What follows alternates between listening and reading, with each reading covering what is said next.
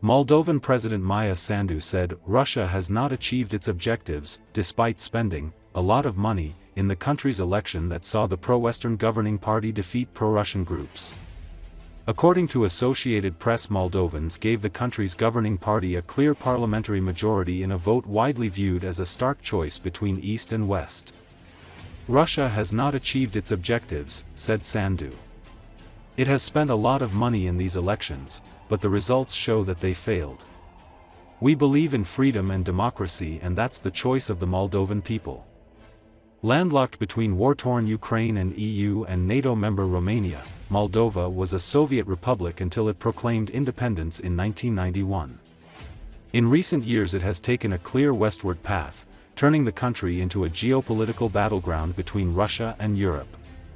The outcome of Sunday's high-stakes ballot was noteworthy considering Moldovan authorities' repeated claims that Russia was conducting a vast, hybrid war to try to sway the outcome and seize power in Chisinau.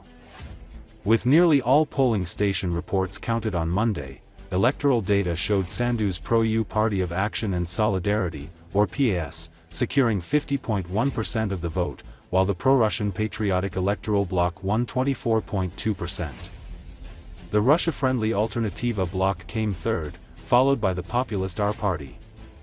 The right-wing Democracy at Home party also won enough votes to enter parliament. The tense ballot Sunday pitted the governing PAS against several Russia-friendly opponents but no viable pro-European partners. Electoral data indicate the party will hold a clear majority of about 55 of the 101 seats in the legislature. Moldova applied to join the EU in 2022 in the wake of Russia's full-scale invasion of Ukraine, and was granted candidate status that year. Brussels agreed to open accession negotiations last year. Yes, I do believe that Russia has not achieved its objectives. It has spent a lot of money in these elections, but the results show that they failed.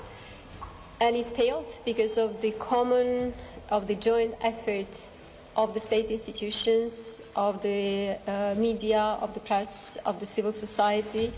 So it was really a response by the entire society to these attempts by Russia to interfere. And you have seen investigations by the national, by the local press, you have seen investigations by the international press.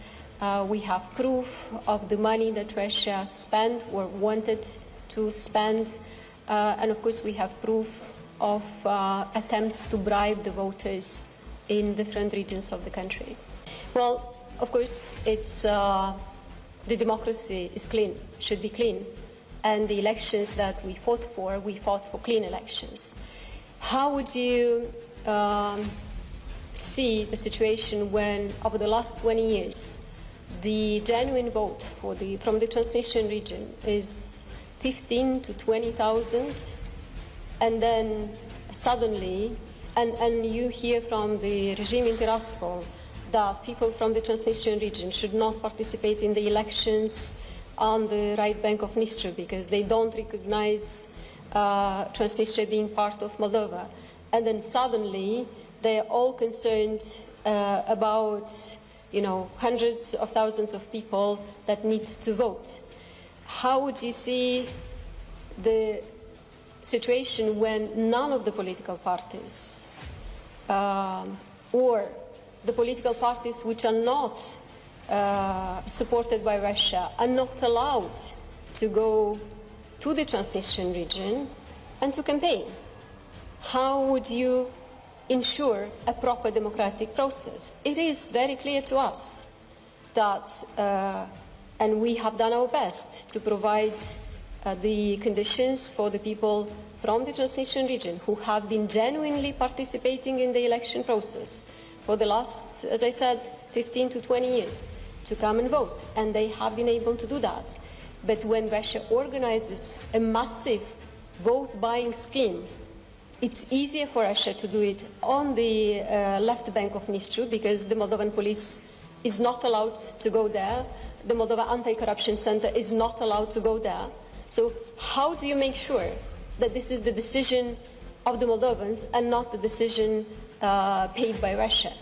It's not an easy question, but let's look at the figures we had in the past, and let's look at the genuine vote. Unfortunately, Moldova decided to join EU and is taking serious steps towards EU in a period when Russia is very aggressive. Other countries were luckier, and they started their EU integration process when Russia was less aggressive and was busy with its internal domestic issues. Of course, it is much more difficult for us. We haven't seen that much interference by Russia when other countries were joining EU. And that's why the referendum last year was so difficult for us, because there was a massive propaganda, anti-EU propaganda financed by Kremlin. That's why the elections this year, of course it's not going to be easy. We do understand that Russia is not going to change its attitude towards EU, and what Russia is doing today in Moldova is not only about Moldova, it's against EU first of all. But we want to keep this country stable. We want to keep this country part of the free world. And no matter how difficult it is, and no matter how big the pressure from Moscow is and will be, we will continue, because we believe in peace, and EU is a peace project, because we believe in freedom and democracy, and that's the choice of the Moldovan people.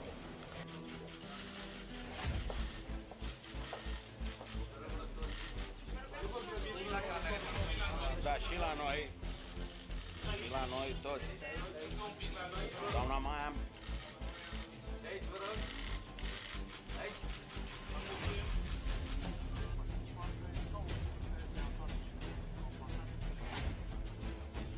Știm cu toții că Federația Rusă s-a implicat masiv în alegerile Republicii Moldova.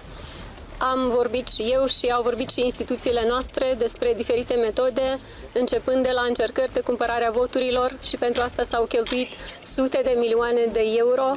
Am vorbit despre instruirea unor tineri din Republica Moldova pentru a organiza violențe, acțiuni de destabilizare.